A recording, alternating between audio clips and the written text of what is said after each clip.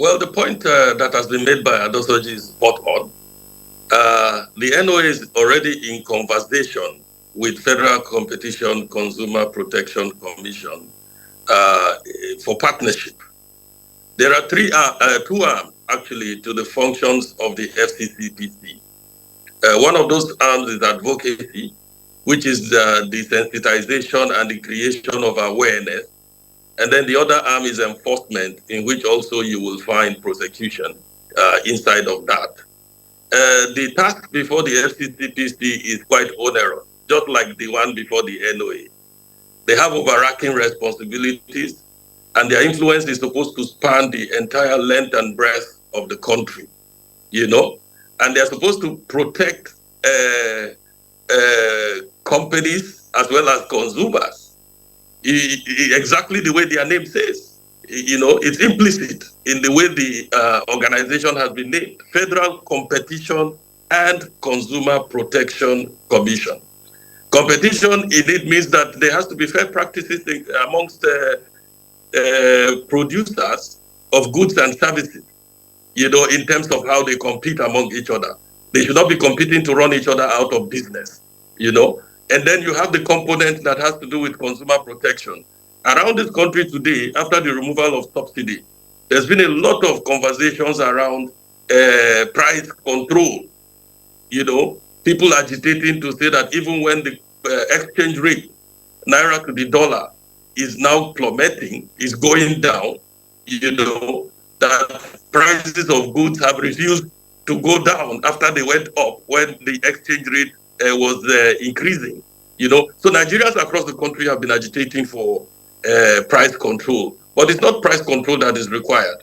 What is required is efficient and consistent and widespread implementation of the mandate of the Federal Competition and Consumer Protection. And I would join also in giving credit to Dr. Adamu Abdullahi. In recent years, that government organization has been evolving into, you know, a very, very effective institution and very important institution in our economic life. They didn't used to be a commission before now, you know, but they've evolved into a commission with greater powers, you know, and responsibility. And I know that they are also trying to expand. For the advocacy leg, I agree with Adesoji. I think that's his name, the earlier speaker, that there's need for collaboration between the National Orientation Agency and the FCCPC.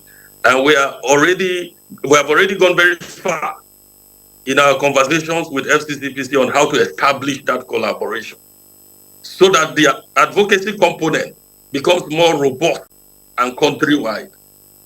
Hello, can you hear me? Go ahead, please. Okay. So we're working with them on that. And what is going on right now is extremely important to the policies and programs that government is deploying right now, especially in the economic sector.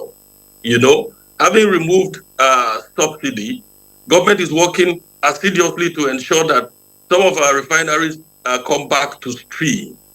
If that happens, you will find that what is happening with Dangote and the dropping price of diesel, you know, will also begin to happen in the PMS sector. I know federal government is in the process of deploying, you know, CNG, compressed natural gas filling stations, and converting some of the commercial vehicles in selected states across the country. It will evolve eventually to all other states, you know, so as to tackle these challenges that we have seen since the removal of subsidy. Now, the exchange rate, like I said earlier, is also going down. So why is it that prices of goods and services are not going down also? You know, in the production sector, we are seeing reduction in the price of diesel. And we know that the cost of energy, you know, is a serious impact factor on how goods are priced because of our power sector challenges. Most companies are using generators and diesel, you know, for production. So if because of the interventions that Dangote refinery is doing, the cost of diesel is going down, why are we not seeing that reflect in the prices of goods and services in the market? You know, these are questions that Nigerians are asking, and they ask us because we're in the communities, we are everywhere. You know, so it underscores the importance of the work that FCCPC is doing. They are deserving of the support of every Nigerian. You know, we're supposed to rally around FCCPC at this particular point in time, and I congratulate NTA for hosting this conversation. Conversation is quite timely. It also adds to the advocacy and knowledge creation.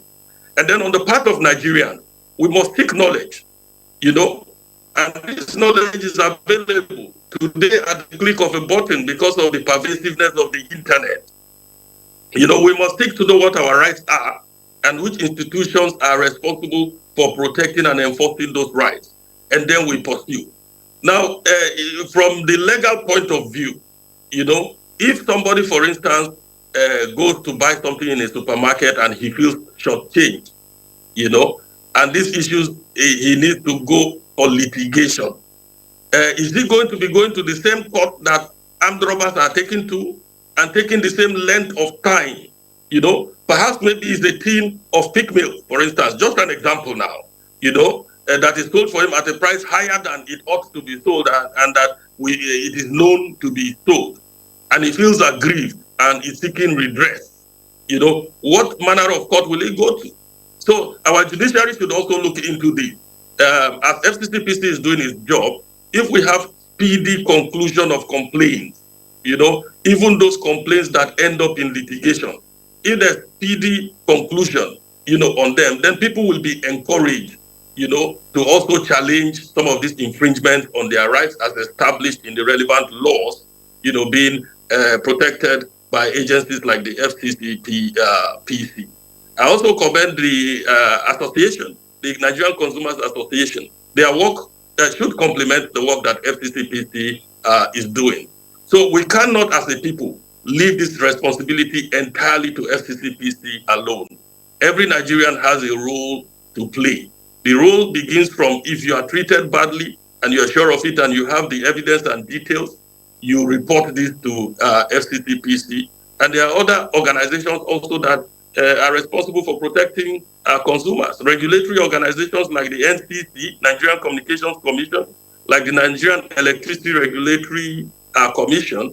But you need to know those components as a consumer of their products and services. You need to know those components of the laws that protect you and what your obligations are, you know, before you are able to enjoy this protection. Thank you very much.